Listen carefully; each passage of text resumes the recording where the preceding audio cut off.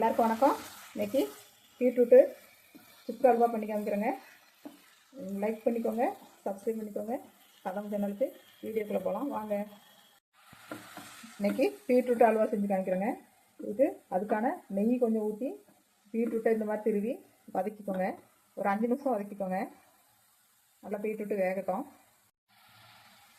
ஒரு சிட்டிகை உப்பு போட்டு வதக்கிக்கலாம். ஒரு சிட்டிகை உப்பு போட்டிருக்கேன். லைட்டாக கலந்து விட்டுட்டு இது வெந்துட்டு இருக்கட்டும். ஒரு துண்டு சுக்கு, ஒரு 6 ஏலக்காய் எடுத்துருப்பேன். இது நல்லா தூள் பண்ணி எடுத்துகிட்டு வந்துடலாம். முந்திரி கொஞ்சம் எடுத்து வச்சுருக்கேன். முந்திரியை நெய்யில் வறுத்து எடுத்துகிட்டு வந்துடலாம். வறுத்து எடுத்து வந்த முந்திரியை உள்ளே கொட்டிட்டேன். கொஞ்சம் நெய் ஊற்றி வறுத்து எடுத்து உள்ளே கொட்டியாச்சு. சேர்த்து வதக்கிக்கலாம். இது முந்திரியை ஃபஸ்ட்டே வறுத்து நெய் ஊற்றி வறுத்துட்டு அதுக்கப்புறம் பீட்ரூட் போட்டு வறுக்கலாம். அப்படியும் பண்ணலாம். நான் முந்திரி ஃபஸ்ட்டு வறுக்கிறதுக்கு மறந்துட்டேன். தனியாக வறுத்து இந்த மாதிரி கொட்டியிருக்கேன். இன்னும் ஒரு 2 நிமிஷம் மூடி வச்சு வேக விட்டுடலாம். பீட்ரூட்டில் தண்ணி எதுவும் சேர்க்கக்கூடாது. சேர்க்காம தான் வேக வைக்கணும். இந்த பீட்ரூட்டில் இருக்க தண்ணியே போதுமானது.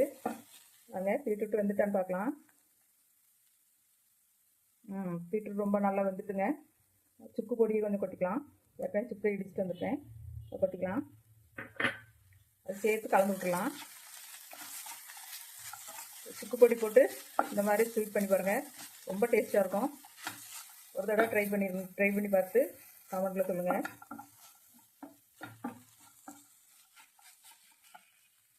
பொடியுமே கலந்து விட்டாச்சு. கொஞ்சமாக நெய் சேர்த்துக்கலாம். கொஞ்சம் ட்ரையாக இருக்குதுன்னா கொஞ்சமாக நெய் சேர்த்துக்கோங்க. திரும்பியும் கலந்து விட்டுருங்க.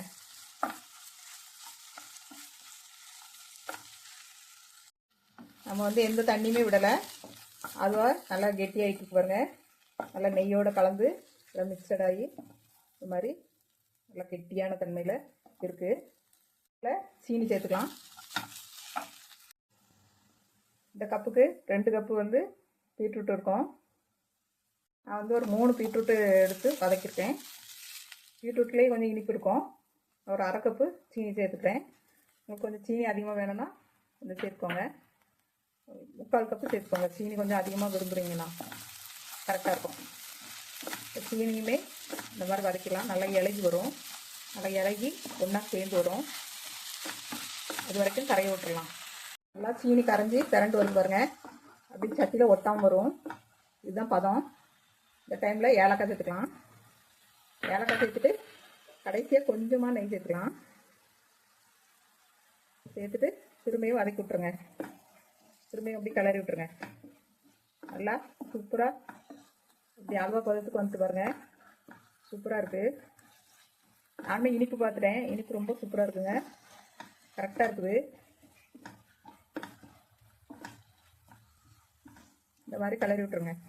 நல்லா நெய் பிரிஞ்சு எண்ணெய்லாம் சேர்க்கக்கூடாது. வெறும் நெய் மட்டும்தான். நெய்யிலே வதக்கி நெய் நமக்கு எவ்வளோ தேவையோ அவ்வளோ நெய் விட்டு இந்த மாதிரி அல்வா கிளறி பாருங்கள். சுக்கு அல்வா ரொம்ப டேஸ்ட்டாக இருக்கும். ஒரு முறை ட்ரை பண்ணி பாருங்கள்.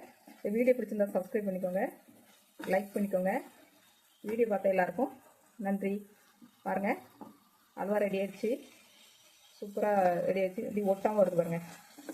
அப்படியே கெட்டியாகி இந்த மாதிரி திரண்டு வரணும். இதுதான் பதம். ஸ்டவ் ஆஃப் பண்ணிடலாம். நல்லா திரண்டு வந்துருச்சு. அல்வா பதத்துக்கு திரண்டு வந்துருச்சு. தண்ணியுமே ஊற்றலை.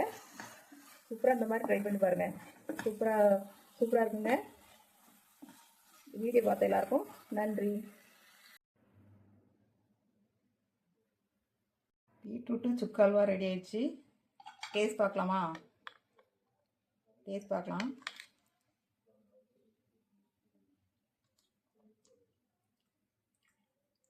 செம்ம டேஸ்ட்டாக இருக்குங்க. நீங்களும் ஒரு வாட்டி ட்ரை பண்ணி பாருங்கள். ட்ரை பண்ணி பார்த்துட்டு கமெண்ட்டில் சொல்லுங்கள்.